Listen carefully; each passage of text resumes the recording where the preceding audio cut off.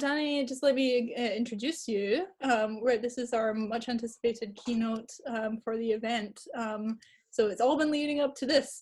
Anyway, no, we've had a wonderful day all day long with lots of very interesting intersecting themes.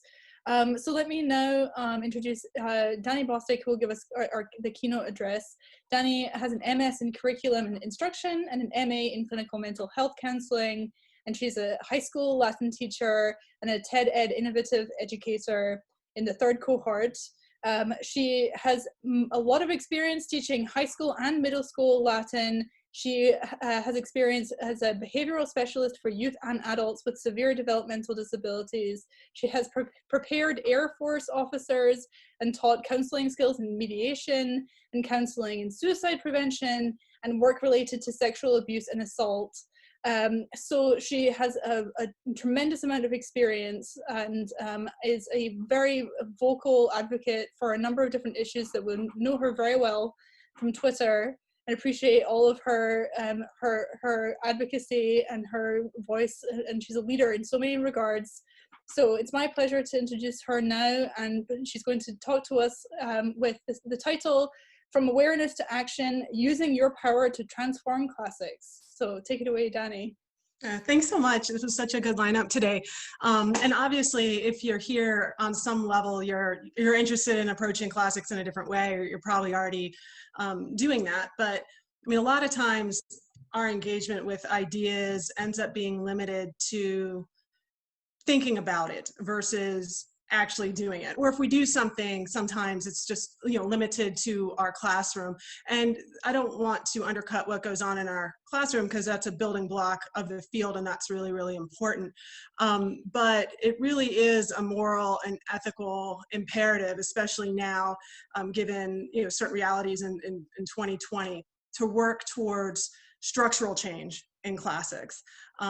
We are part of an intentionally segregated field, and we have an obligation to change that beyond what we can do alone. So if we are engaged with classics at any level, we have a responsibility to be activists. And activism really starts where our power and direct control end.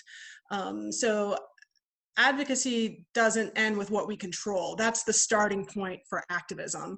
So I'm going to get into a little bit of background information about why this is so urgent and necessary, a little bit of history of classics in the United States. I have a paper coming out about that in June that I'm hoping will be open access in the American Journal of Philology. And then after that, I'm going to hopefully provide some nuts and bolts ways that you can get more involved or do more, because sometimes it's hard to figure out, well, what can I do? What would make a difference? But there's things we can all do. So a lot of times the future of classics really focuses on the post-secondary side, but as a high school teacher, my primary concern is with students' first encounters with classics, and that's typically at your middle school or your high school, because the classics they encounter involves textbooks like Ecce Romani that portray ancient Romans as like universally fair-skinned to the point where you think it's a book about ancient Ireland or something. You have slavery represented across the field as a benign work arrangement, rape framed as romance, and just the general trivialization of other forms of oppression. And perhaps most troubling is just sort of an overall theme of European cultural superiority. And even if we opt out of this default representation of classics by not using textbooks, not giving the NLE, not participating in Junior Classical League, and even if we promote anti-racist practices within our own classrooms, the hyperstructure of the field is still there, and it's still really, really problematic. And part of the horror of all of this is that these problems exist by design, and it doesn't have to be this way. And the good news is we all do have power at some level, and we all can, go out, well, not maybe literally because of our circumstances, but there are things we can all do to make this better. But one thing I found interesting just when I was looking into sort of the history of classics in the United States is that there was a period of time where Black Americans had access to classics. And that is something that was actually called the golden age, like a golden age, according to Dr. Kenneth Goings and Eugene O'Connor, who do work out of Ohio State. So after the Civil War, classics were used by Black scholars as a tool of uplift and resistance. And even though classics eventually became a weapon of assimilation, at that time, Black classicists viewed the ancient Mediterranean as part of their heritage and a building block of a unique African-American culture. And according to Goings and O'Connor, and I highly recommend their work, they claim classical education as both an inherent right and a historical right. And something changed, something happened. The field became segregated, and there was a lot of loss of access to classical education. So I think the best way to think about the state of classics is to imagine for a second a field that's not centered around whiteness.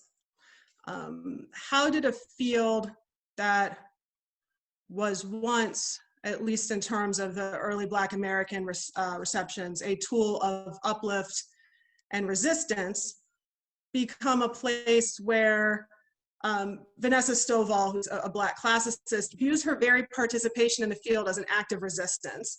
And she said that at an SCS panel I was involved with, and it really stuck out to me how different our experiences are within the field. What's difficult for a white person to talk about is something that somebody who is of color would find very difficult not talking about, because it would render people who've had who are not members of a dominant part of our society invisible. So a question I tend to ask myself, and what I've been thinking towards recently, is what would classics be now if that early African-American reception of classics had prevailed?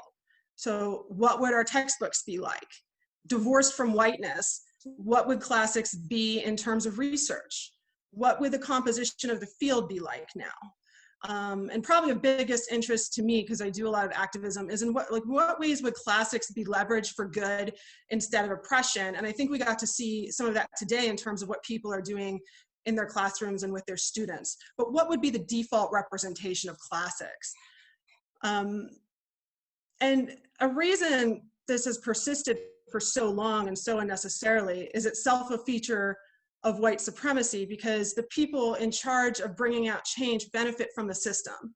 And that's how we ended up in a situation where mock slave auctions were held for entertainment and fundraising under the Junior Classic League brand through 2019. And white classicists are comfortable with that.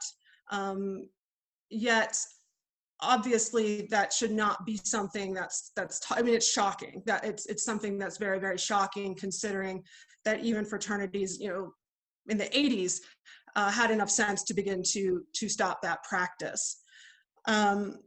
So again, I'm just thinking in terms of if the reception of early Black classicists had become our default, version of classics divorced from whiteness, a version of classics that inspires both uplift, but is also a tool of resistance. So if we're imagining we're already in that world, let's say Classica Candida rolls up and they want to be an affiliate of SCS. So are we gonna have a white classical receptions group have affiliate status? Right now, we would say no, that's ridiculous, especially when you contrast that to what classics once was, that brief golden age, and what it would have been if it hadn't been hijacked. So let's pretend this group comes in and we're in a world where classics is different, and we come in and they're like, hey, look what we have this cool textbook, it's all white people in it and they're all very pale. And we have an exam that's going to completely erase the horrors of slavery and in fact justify it in the same way that Confederates did. And we're going to have a club at whose convention students participate in dramatic orations in gendered categories based on stereotypes, Let's have the boys read Ars Amatoria. Let's have the girls read Alice in Wonderland. So if this is all on their application right now, we're going to say no, I would hope. And then what if they have a song? And the song, which this is the actual Junior Classical League song, is "Working for greatness through glories of old, searching the realms of the golden past. We follow the classics, truths that last." And their purpose is to, one of their purposes is to pattern our citizenship in respect to family, school, and nation after the best examples of the classical civilizations. And then just as a kicker, they'll say, hey, we have these amazing fundraising ideas. We're going to hold a slave auction.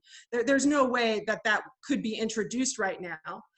And yet we endorse that through either active participation, active endorsement, or inaction and silence.